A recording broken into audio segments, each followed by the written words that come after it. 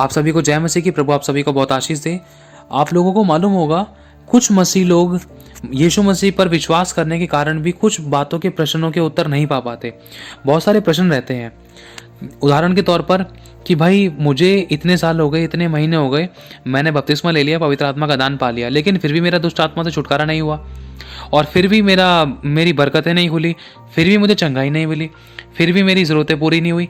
मैं चर्च भी आ रहा हूँ, दान दसवां हिस्सा भी दे रहा हूँ, और ईमानदारी से चलने की भी कोशिश कर रहा हूँ, और मैं अपनी तरफ से जितना हो सक रहा है अपनी तरफ से बेस्ट करने की कोशिश कर रहा हूँ, भेंट में, लेने और देने में, और प्रेम दिखाने में, बहुत सारी बातों को लेकर करने की कोशिश कर रहा हूँ अपनी तरफ से अच्छा, लेकिन फिर भी मेरे जीवन में बरकत नहीं है, चंगाई नहीं है, छुटकारा नहीं है, आशीषें नहीं खुल पा रही है। और या तो बच्चे की आशीष नहीं है, या परिवार टूटे पड़े हैं, या तो कोर्ट केसेस है, या कर्जा है, या गरीबी है, या घटी है किसी भी प्रकार की, या शांति नहीं है, या आराम और चैन विश्राम नहीं है, या गवाही खराब होने वाली बात है, या चार लोग उंगली उठाते हैं, तू तो मसीह है फिर भी तेरे घर में इतनी सारी समस्या है, पहले तो अपने घर परिवार वालों को सुधार। देखो, इसमें एक बात कहना चाहता हूँ, ये बहुत ज़रूरी है, परमेश्वर के वचन से अभी जानेंगे, लेकिन मेन बात ये है, आपको मालूम होगा इस विषय में प्रभु यीशु मसीह ने गवाही दी है कि शैतान झूठ का पिता है। झूठ हुआ बेटा, पिता हुआ शैतान। बाप और बेटा, ध्यान रखना, शैतान पिता है और झूठ बेटा है। और आपने इतनी सारी बातें मसीह लोगों के जीवन में देखी होगी। एक बार अपने आप को भी जांच परखना इस बात से कि कहीं ऐसी कोई बात तो नहीं है मेरे जीवन में। कैसी बात? अब ये बात हम आगे जानेंगे, वचन से भी जानेंगे। पहले ये उदाहरण देना चाहूँगा, प्रभु ने अपने अभिषिक्तों के द्वारा सिखाया, पर इससे मुझे बहुत आशीष मिली। तो मैं अपने भाई बहनों को बताना चाहूँगा कि एक मसीह व्यक्ति लाइफ में उन्नति क्यों नहीं पा पाता है, छुटकारे पूरे तरीके से अपनी लाइफ के हर एक हिस्से में क्यों नहीं पाता है।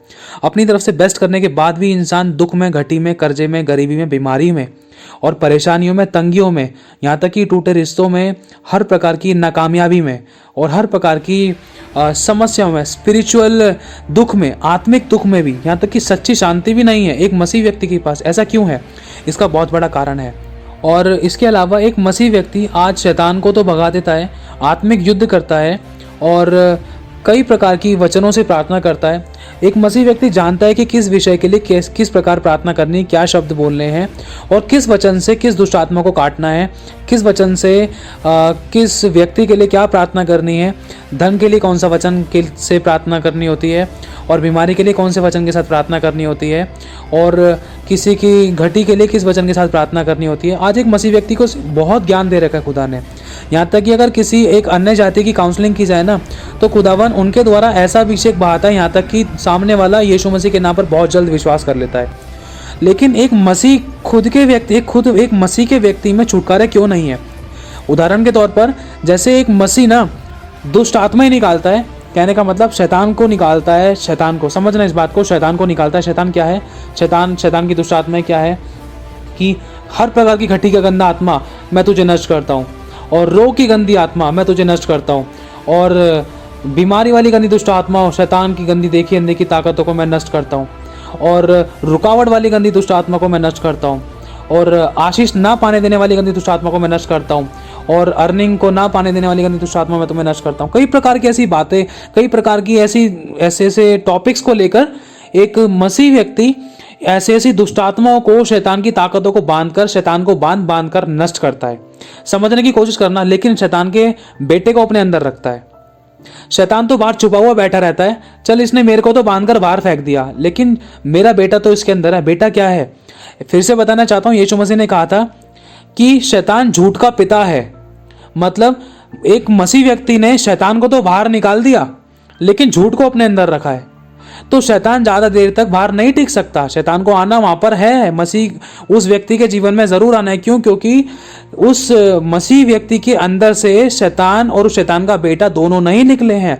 शैतान को तो बाहर निकाल दिया है, लेकिन शैतान का बेटा झूठ, ईर्ष्या, लोभ, मोह, मदिरा, डिटाई, गाली गलौज करना, व्यभिचार करना, दिल दुखाना और एक दूसरे की आंखों में आंसू लेकर आना, चोरी करना, लालच करना, ईर्ष्या, बैरभाव, एक दूसरे के विरुद्ध में नामाफी की बातें, माफ ना करना और प्रेम ना करना, दया ना करना, अनुग्रह ना करना और किसी के लिए अपनी मुट्ठी को ना खोलना, ये सारी बातें जो परमेश्वर के वचन के विरुद्ध है, ये सारी बातें शैतान का बेटा है। शैतान के बेटे को इंसान अपने अंदर रखता है, लेकिन शैतान को बांध बांध कर भगाता है। कहने का मतलब ये है कि शैतान का जो बेटा है ना, उसकी कई सारी खूबियां हैं। कई सारी खूबियां मतलब कि किसी को माफ ना करना, सामने वाले को अपना शत्रु समझना, कि उसने मेरे साथ ऐसा किया तो मैं भी उसके साथ ऐसा करूंगा। ये एक है बदले वाली भावना, ये भी एक शैतान का बेटा है। झूठ बोलना, ये भी एक शैतान का बेटा है। गाली बकना, ये भी एक शैतान का बेटा है। व्यभिचार करना, ये भी एक शैतान का बेटा है। किसी को माफ ना करना, ये भी एक शैतान का बेटा है। चाहे इंसान पूरे 365 दिन उपवास रख ले, चाहे कितने भी दिन व्रत रख ले, उपवास रख ले, वचन पढ़ ले, आराधना कर ले, प्रार्थना कर ले, लेकिन अगर वो माफ नहीं कर सकता ना, तो सब कुछ कूड़ा है। ये भी एक शैतान का बेटा है। शैतान के बेटे की कई सारी खूबियां हैं, ये सारी बुराइयां ये शैतान का बेटा है, इस बात का ध्यान रखना। इंसान शैतान को तो भगा देता है बांध बांध कर, यीशु मसीह के नाम से निकल जाए, यीशु मसीह के नाम से शैतान तुझे बांधता हूं, अधोलोक के कुंड में नष्ट करता हूं, तुझे भस्म करता हूं, मुझे जलाने का अधिकार है, मैं तुझे जलाता हूं, मुझे तुझे काटने का अधिकार है, नष्ट करने का अधिकार है, रद्द करने का अधिकार है, भस्म करने का अधिकार है, उखाड़ फेंकने का अधिकार है। अपने सारे अधिकार शैतान के ऊपर चला देते हैं। शैतान एक टाइम पे छुप जाता है। क्यों छुपता है? क्योंकि शैतान को तो निकाल दिया, लेकिन जो शैतान का बेटा है उसकी बुराइयां तो अपने अंदर से नहीं निकाली ना। जैसे ही मुंह से कोई बुराई निकली तो शैतान अपने साथ साथ 7 दुष्ट आत्मा को और लेकर आता है, जिसके कारण उस मसीह व्यक्ति की दशा पहले से और भी ज्यादा गलत हो जाती थी। हम इसके बारे में वचन पढ़ेंगे, जैसा कि लिखा है लूका 11वां अध्याय 24वीं आयत में, जब अशुद्ध आत्मा मनुष्य में से निकल जाती है तो सूखी जगहों में विश्राम ढूंढती फिरती है। मतलब अगर कोई अशुद्ध आत्मा, अगर कोई शैतानी आत्मा अगर मनुष्य के अंदर से निकल जाती है तो वो कोई सूखी जगह ढूंढती है कि कहीं पर विश्राम करे, ढूंढती है, फिर उसके बाद विश्राम ढूंढती है, और जब नहीं पाती, अगर वो विश्राम नहीं पाती तो वो इंतजार करती है। क्या कहती है? विश्राम नहीं पाती तो कहती है मैं अपने उसी घर में जहाँ से निकली थी लौट जाऊंगी। मतलब शैतान इंतजार करता है कि कब इसके जीवन में वो पाप हो या कोई भी ऐसा पाप हो जिसके कारण मुझे मौका मिले, क्योंकि लिखा है ना आज्ञा ना मानने वालों के जीवन में शैतान काम करता है। जैसे ही आज्ञा टूटी वैसे ही शैतान के लिए द्वार खुल गया है। इस बात का ध्यान रखना। प्रभु यीशु मसीह को अपने दिल के अंदर, अपने मन में, अपने स्पिरिट में, अपने आत्मा में बुलाना पड़ता है, उनका स्वागत करना पड़ता है, क्योंकि लिखा है कि मैं तो तेरे द्वार के बाहर खड़ा हुआ खटखटाता हूँ, अगर तू अपना द्वार खोलेगा तो मैं तेरे भीतर आऊँगा और मैं तेरे साथ भोजन करूंगा। लेकिन शैतान के लिए द्वार खोलने की जरूरत नहीं होती है, इस बात का ध्यान रखना। और एक कुर्सी पर सिर्फ एक ही व्यक्ति बैठ सकता है, या तो शैतान या तो परमेश्वर, और परमेश्वर का आत्मा पाप की जगह पर नहीं आ सकता। और आगे लिखा है कि मैं अपने उसी घर में जहां से निकली थी लौट जाऊंगी, और आकर उसे झाड़ा बुहारा और सजा सजाया पाती है। मतलब उस व्यक्ति को बिल्कुल तैयार पाती है, हाँ भाई ये तो बिल्कुल पाप के लिए तैयार हो चुका है, इसने तो दुनिया भर के पाप कर दिए, इसने मेरे को निकाला तो था यीशु मसीह के नाम से, लेकिन आज इसने जो पाप कर दिए इसके कारण मैं इसको ऐसा खदेड़ूंगी, अब तो ये मेरे लिए तैयार है, बहुत अच्छी मिट्टी बन चुका है, अब मैं इसको चाटूंगी। मतलब वो शैतान तैयार हो जाता है, जैसे कि यीशु ने कहा था, देख शैतान तू मिट्टी चाटेगा और पेट केवल रहेंगेगा। तो एक मनुष्य है ना, पाप करने के कारण शैतान के लिए ना वो मिट्टी बन जाता है जिसको शैतान चाटने के लिए तैयार हो जाता है। और आगे लिखा है तब वह जाकर अपने से बुरी 7 और दुष्ट आत्माओं को अपने साथ ले आती है, और वे उसमें बैठकर, मतलब उस पापी मनुष्य के अंदर बैठकर जिसमें से दुष्ट आत्मा निकली थी, और जब वो दोबारा से पाप कर देता ना तो उसके अंदर वो दुष्ट आत्मा जब आती है ना, जो निकली थी उसके अंदर से, तो वो अपने साथ साथ 7 दुष्ट आत्माओं को और लेकर आती है, जो और बुरी बुरी दुष्ट आत्माएं होती हैं। और लेकर आने के बाद वो 8 दुष्ट आत्माएं मिलकर उस व्यक्ति के अंदर बैठकर वास करती है, और उस मनुष्य की पिछली दशा पहले से भी बुरी हो जाती है। अब इसका कहने का मतलब ये है, जब तक इंसान अपने अंदर से शैतान के बेटे को, मतलब ये बुराइयों को, ईर्ष्या को, झूठ को, विरोध को, फूट को, विधर्म को, नावावी की बातों को, दया ना करने को, माफ ना करने को, और आज्ञा पालन ना करने वाली बातों को, हर प्रकार की बुराई की बातों को जो हमारे मन में है, विचारों से करते हैं, आंखों से करते हैं, शरीर, प्राण और आत्मा से, तन से, मन से, धन से या वचन से, या शरीर के किसी भी एक अंग से, किसी भी प्रकार से अगर हमने कोई पाप कर दिया तो शैतान के लिए द्वार खोल दिया है। अगर शैतान को हम बाहर निकालते, अगर शैतान का बेटा, अगर ये बुराइयां सारी, ये पाप के काम जो बहुत सारे हैं, अभी आपको बताए कई शब्दों में पाप करने के तरीके, ये सारे शैतान के बेटे हैं। अगर ये हमारे जीवन में है तो शैतान के लिए द्वार खुला हुआ होता था। इस बात का ध्यान रखना, जब तक शैतान का बेटा ये सारी बुराइयां हमारे अंदर से नहीं निकलेंगी तो शैतान हमें छोड़कर नहीं जा सकता। वो तो इंतजार करता है, जैसे कि अभी बताया कि वो दुष्ट आत्मा तो इंतजार करती है कि जिस आदमी में से निकली थी मैं उसी के अंदर चली जाऊंगी, वरन जैसे वो पाप करेगा ना तो उसको मैं बिल्कुल तैयार पाऊंगी कि मैं जाऊं तो कोई भी रुकावट ना हो, और अपने साथ साथ में 7 दुष्ट आत्माओं को और लेकर जाऊंगी, क्योंकि उसने मुझे निकाला था ना, इससे मैं बदला लूंगी और उसकी दशा पहले से भी और गंदी कर दूंगी मैं, ताकि वो अपनी जान दे दे और खुदा के वचन से दूर हो जाए। इसी कारण एक मसीह व्यक्ति बैकस्लाइड होता है। कहने का मतलब यीशु मसीह पर विश्वास करने के कारण उसके मुंह से एंड टाइम पर यही बातें निकलती थी कि यार चर्च में आने के बाद भी इतनी सारी समस्याएं, किसी बात का हल तो निकला नहीं, आशीष तो मिली नहीं, चंगाई तो मिला नहीं, छुटकारा तो मिला नहीं, बरकत तो मिली नहीं, बच्चा तो मिला नहीं, टूटे रिश्ते जुड़े तो है नहीं, या कोर्ट केस खत्म तो हुए है नहीं, नौकरी तो मिली नहीं, पास तो हुआ नहीं, या कोई भी समस्या, या प्रॉपर्टी मिली तो है नहीं, या बिजनेस तो खुला नहीं।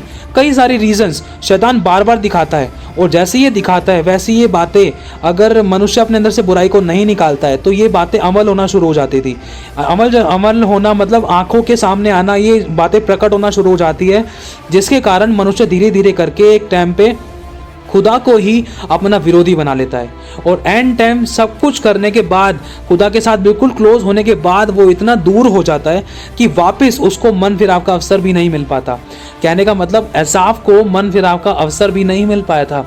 दूसरा वचन कहता है, जिन लोगों ने परमेश्वर की ज्योति पाई है, जो स्वर्गीय वरदानों का स्वाद चख चुके हैं, जो पवित्र आत्मा के भागी हो चुके हैं, जो बपतिस्मा ले चुके हैं, जो परमेश्वर के दानों वरदानों का स्वाद चख चुके हैं, और जिन लोगों ने ज्योति पाई है, जो परमेश्वर के आश्चर्य कर्मों को, दूसरों की जिंदगी में आश्चर्य कर्मों को देख चुके हैं, और जो जान चुके हैं सच्चा परमेश्वर सिर्फ यही है, अगर वो लोग फिर गए, अगर वो लोग यीशु मसीह के पास आने के बाद अगर दोबारा से कहीं पर लौट गए, यीशु मसीह से दूर चले गए, आने के बाद यीशु मसीह के पास आने के बाद अगर दोबारा से फिर दूर चले गए, तो उनको वापस लाना अनहोना है। मैं फिर से कहना चाहता हूं, हमें ना तो पास्टर को देखना है, ना तो किसी मनुष्य को देखना है, हमें पहले अपने जीवन को जांचना है। क्या खुदा मेरे जीवन में कैसी, ऐसी कौन सी रुकावट है, ऐसा कौन सा पाप है जिसके कारण मैं आशीषित नहीं हो पा रहा था, या मैं आशीषित नहीं हो पा रही थी, या मेरी शादी नहीं हो पा रही थी, या मेरे बच्चे नहीं हो पा रहे थे, या मुझे चंगाई नहीं मिल रही थी, या मुझे छुटकारा नहीं मिल रहा था, या इन बंधनों से आज़ादी नहीं मिल रही थी। हमें पहले परमेश्वर के आगे इन बातों को रखना है और अपने आप को परमेश्वर के वचन से जांचना है। जो बुराई है, उन बुराइयों के लिए एक टोकरा बनाओ। मतलब उदाहरण के तौर पर एक स्पिरिचुअल वे में बताया जा रहा है आपको, आत्मिक वे में। ये नहीं कि असलियत का एक टोकरा बना लिया, एक आत्मिक वे में एक टोकरा बनाओ कि घुटनों के बल बैठकर सर पर एक टोकरे के रूप में एक आकृति लो कि प्रभु देख, मेरे इस पाप को मैं इस टोकरे में डालता हूँ, इस झूठ के पाप को मैं इस टोकरे में डालता हूँ, इस गाली बकने के पाप को मैं इस टोकरे में डालता हूँ, और मेरी ये घर की चिंता, परेशानियों, बीमारी, समस्या का ये सारा बोझ मैं इस टोकरे में डालता हूँ। प्रभु ये टोकरा तेरे आगे में रखता हूँ, क्योंकि यीशु के वचन में लिखा है, उसने कहा है कि हे बोझ से दबे मांदे लोगों, मेरे पास आओ, मैं तुम्हें विश्राम दूंगा। तुम अपना बोझ मुझे दे दो, क्योंकि मुझे तुम्हारा ध्यान है। उसने कहा है कि मेरा जुआ उठाओ जो सहज और हल्का है। और कोई भी आपकी समस्या है ना, कोई भी आपके जीवन में गंदी अभिलाषा या बुराई का पाप है, उसको एक कागज में लिखो। लिखने के बाद उसके ऊपर हाथ रख रख के रोजाना प्रार्थना करो, प्रभु ये सारी बुराई मेरे अंदर से निकल जाए, प्रभु मैं तेरे गुणों को प्रकट करने वाला बनूं। बस इतना कहना चाहूंगा। परमेश्वर आपको कैसे बढ़ाएगा आपको पता नहीं चलेगा। फास्टिंग के साथ इस बात के लिए प्रार्थना करो, खुदा तू मुझे बदल। सामने वाला तो खुद ब खुद बदल जाएगा। खुदा तू मुझे बदल, मैं दूसरे के अंदर कमी ना ढूंढूं, दूसरे के ऊपर उंगली ना उठाऊं। अगर मैं एक उंगली दूसरे पर उठाऊंगा तो 3 उंगली मेरी तरफ है और अंगूठा नीचे अधोलोक की तरफ दिखाता है। अंगूठा नीचे की तरफ दिखाता है, इंसान नीचे ही गिरता है। बस इतना कहना चाहता हूं, हमें अपने आप को करेक्ट करना है। दूसरा तो खुद ब खुद करेक्ट हो जाएगा। और अपने आप को परमेश्वर के वचन से जांचना है, परखना है, खुदा के वचन के अनुसार चलना है। और एक आखिरी बात और कहना चाहूंगा कि इन्हीं बातों के कारण एक अन्य जाति ठोकर खाता था। अरे इसके जीवन में तो चमत्कार हुआ ही नहीं, ये सुसमाचार सुना रहे, इसके जीवन में तो आशीष आई नहीं, इसके जीवन में तो बरकत आई नहीं, इसके जीवन में तो चंगाई तो आई नहीं, इसके जीवन में ये चमत्कार तो हुए नहीं है, इसके पापा और उसके मम्मी, इसके भाई बहन, इसका परिवार वाला तो कोई बदला नहीं है, इसके जीवन में से नशा तो छूटा नहीं है, इसके घर परिवार में ऐसे लड़ाई दंगे होते थे। तो रीज़न सबसे बड़ा यही है, क्योंकि शुरुआत घर से होती है। और परमेश्वर का वचन कहता है कि हमारा शरीर है ना, एक घर है। इस बॉडी में परमेश्वर, इस शरीर में, प्राण और आत्मा में परमेश्वर वास करना चाहता है। और अगर परमेश्वर नहीं है ना, आपको मालूम है कि एक कुर्सी पर सिर्फ एक ही व्यक्ति बैठ सकता है। अगर परमेश्वर नहीं बैठा तो ऑब्वियसली शैतान तो ऑटोमेटिकली आता है, उसको बताने की और बुलाने की जरूरत ही नहीं पड़ती है। तो बस यही कहना चाहता हूँ कि हमारे जीवन में ऐसी गवाहियाँ बने ताकि सुनने वाले पर अनुग्रह हो और लोग हमें नहीं वरन परमेश्वर के आश्चर्य कर्मों को देखे, प्रभु यीशु मसीह को देखे, प्रभु यीशु मसीह को हमें सुने। प्रभु यीशु मसीह के द्वारा जो आश्चर्य कर्म होते थे वो आश्चर्य कर्म हमारे जीवन में भी हो और हम पूरा छुटकारा पाएं और लोगों के लिए बड़ी गवाहियां बने, ताकि हमारी गवाही को देखकर, हमारी ब्लेसिंग को देखकर, हमारे बदले हुए जीवन को देखकर और हमारे प्रेम और भाव स्वभाव को देखकर लोग खुद ब खुद हमारे पास, मतलब परमेश्वर के पास खींचे चले आए और खुदा को अपना उद्धारकर्ता ग्रहण करें, यीशु मसीह के नाम पर विश्वास करें और प्रभु में पूरा छुटकारा पाकर प्रभु में बने रहें। प्रभु आप सभी को बहुत आशीष दे। आप सभी को जय मसीह की।